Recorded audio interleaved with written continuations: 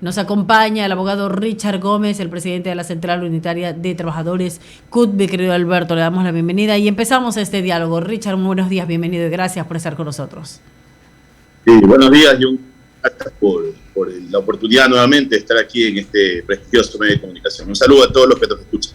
Básicamente consultarle, señor Gómez, cómo se han perfilado estos acercamientos desde la esfera gubernamental, específicamente el señor ministro de Trabajo ha llevado adelante algunas iniciativas como para ir explicando el alcance de lo que tiene que ver con la reforma en materia laboral. Básicamente, ¿qué podemos resumirle a nuestra audiencia a esta hora? Buenos días. Buenos días. Primero con el ministro, dos reuniones. En la primera, él pudo esbozar de manera general justamente la intención del gobierno de crear una nueva ley de oportunidades a través de la cual se pueda generar empleo en el país, para lo cual luego de esa reunión y luego de comentarnos aquello no dio mayores detalles. En la opinión pública hemos visto justamente la intención de darle trabajo a esos 5 millones de ecuatorianos que están en el subempleo y desempleo, y en lo cual desde el lado de la CUT hemos sido muy cautos a la hora de opinar, porque realmente más allá de las ideas, lo que debería en su momento servir para tomar una posición es texto. Y el texto realmente no ha ocurrido.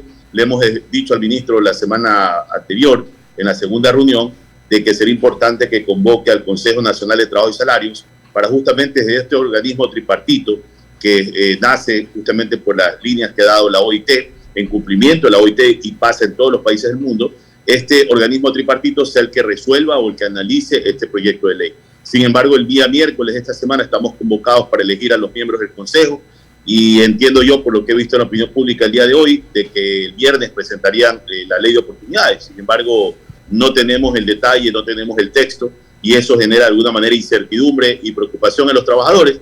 No obstante de aquello que desde la CUT pues no hemos salido a ninguna movilización, hemos estado muy cautos en el tema y esperamos el momento para poder debatirlo dentro de la Asamblea con el Ejecutivo o con las autoridades que corresponden. Yo entendía, pero si a ustedes que han estado en las reuniones pues no se los han hecho saber así, esta vez precisamente levantando algo de información adicional para ya cristalizar un documento, si vale el término, ¿no? A efectos de acercárselos a cada uno de los representantes gremiales, pero si no se los han dicho de esa manera, porque sí es importante no poder tener ya las líneas generales. Yo sí entendía que desde cada sector hay algunas inquietudes y que era importante irlas receptando para levantar ya solo un documento y decir, señores, aquí está pues las temáticas o los ejes principales que van a marcar el rubro o el aspecto laboral en lo que tiene que ver con esta ley de creando oportunidades, como le han denominado desde el Ejecutivo, abogado. Sí, yo creo que la intención del gobierno es positiva y ahí nosotros nos embarcamos justamente en considerar que lo que el gobierno quiere hacer es lo real. Después de la vacunación, el gran problema que tiene el país es el empleo. Miren cómo México y ahora Guatemala nos ponen al pasaporte ecuatoriano, ya no podemos entrar con pasaporte, tenemos que sacar visa, producto de justamente esa ola pequeña, aunque sea pequeña ahora, pero migratoria, que está viendo de ecuatorianos por la falta de empleo. Entonces, el gobierno creo que ha apuntado bien a discutir este tema.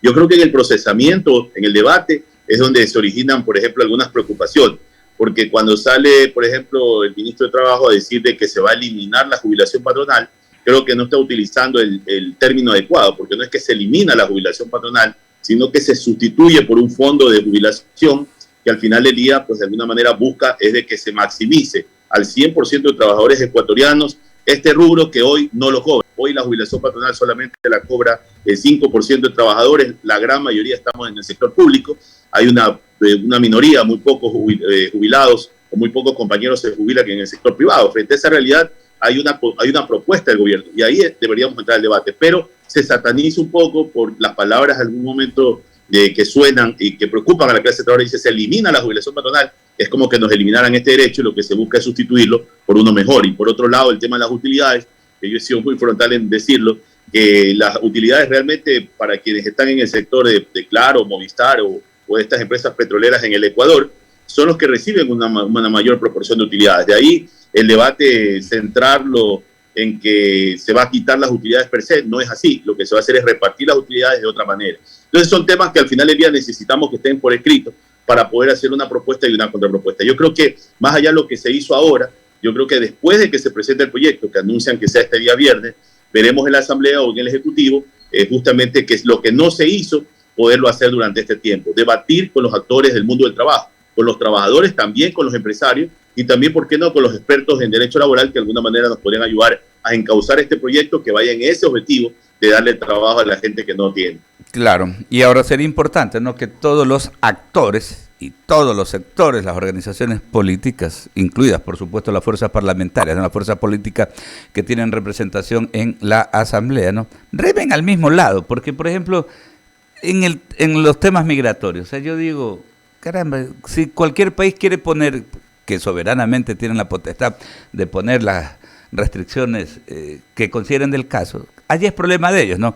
Pero claro, tenemos que caer en una realidad. Hay mucha gente que se desespera en el Ecuador y que a falta de trabajo busca oportunidades fuera. Pero de lo que se trata es eso, de que todos los actores remen al mismo lado para conseguir los objetivos bien claros. Pero aquí como que estamos cerrados a la banda, ¿ah?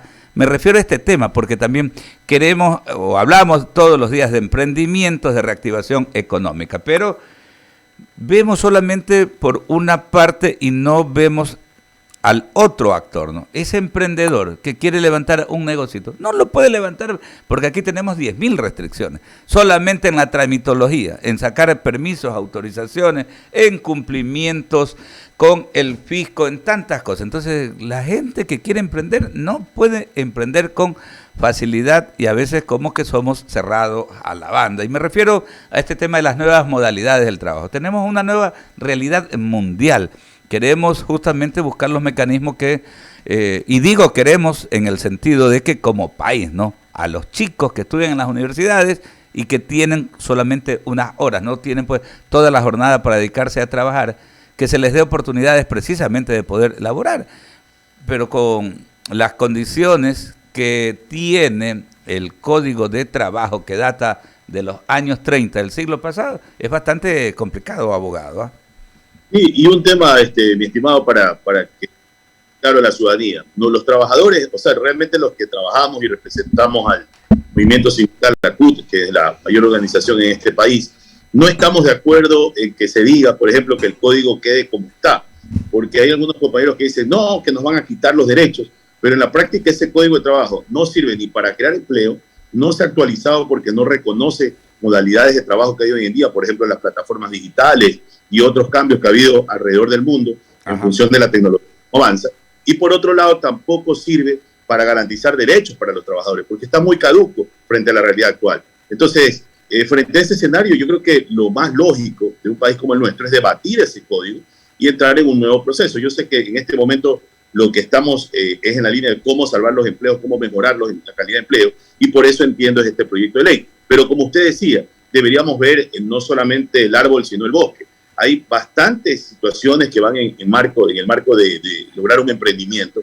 Yo he puesto ejemplos, compañeros que se jubilan en el sector público, por ejemplo, salen jubilados, reciben su dinero, pero no saben en qué invertir, porque desde el Ecuador no hay ese criterio del emprendimiento, no hay esa ayuda al emprendedor. Y ahí la lógica del cambio en materia laboral no es el único. Hay que ver qué pasa con lo tributario, el tema del crédito, hay tantos factores, a la final subsidiarles la tarifa de energía eléctrica. Podrían ser ideas que yo las esbozo simplemente, pero que en el debate podrían ayudar a hacer de los ecuatorianos también buscar emprendimiento, pero emprendimiento de verdad, ¿no? Eso por ese lado, pero mi estimado, solo para que la ciudadanía conozca, ya hemos tenido modalidades contractuales anteriormente, y ahí es donde yo digo, nos centramos a veces la discusión en una parte de la discusión, pero no en toda. Se aprobaron, por ejemplo, algunos contratos. Contratos del sector productivo, hay 598 contratos en el país. Contrato de emprendimiento, 8 trabajadores contratados por contrato de emprendimiento en el país. Contrato juvenil, 140. Contrato del sector turístico, 56. Contrato florícola, 368. Entonces, las modalidades contractuales que en su momento se aprobaron y se nos vendieron como una panacea para lograr mejorar el empleo, tampoco sirvieron. Por eso es que decimos que entre más amplio sea el debate, yo no digo que nos pasemos 4 años debatiendo, pero sí debatirnos con seriedad para ver que lo que se hizo en el pasado y se hizo mal, poderlo reivindicar ahora a través de un proyecto de ley que le sirva a los ecuatorianos. Eso es lo que creo que buscamos todos. En las formas es donde hay a la final un debate o a la final hay unas inconsistencias. Pero en el fondo, ¿quién se puede oponer a lograr a través de un mecanismo legal o algunas reformas legales de nuestro punto de vista, que se cree empleo para los ecuatorianos que hoy están sufriendo y que lo vemos con dolor como mueren niños cruzando la frontera en Estados Unidos. O sea, eso es un hecho real porque en el Ecuador no se han dado estas condiciones y por eso urge que todos los actores sociales, los actores políticos, los actores económicos podamos discutir este tema y dar una buena herramienta para el país. Y lo que no hicimos antes lo hagamos ahora. Creo que el COVID nos ha enseñado justamente a que como sobrevivientes debemos de entrar a deponer actitudes ideológicas, políticas o cálculos políticos para lograr un encuentro y realmente una ley que permita mejorar la calidad de vida de los ecuatorianos. Ahora, tal vez aprovechemos la coyuntura, ¿no? El sábado se realizó la 6ª cumbre de la CELAC en Ciudad de México y de alguna manera los mandatarios latinoamericanos analizaban esta temática, ¿no? Hablando de reactivación y también del hecho de que es necesario poder mejorar lo que tiene que ver con niveles de productividad, aumentar las plazas de trabajo para evitar esta crisis migratoria, en fin. Y mañana martes, en cambio, pues hay el debate del más alto nivel en la 76ª Asamblea General de la Organización de Naciones Unidas. El sábado estuvo pues en México el presidente Lazo y lo hará igual el día de mañana en el seno de la ONU en Nueva York, ¿no?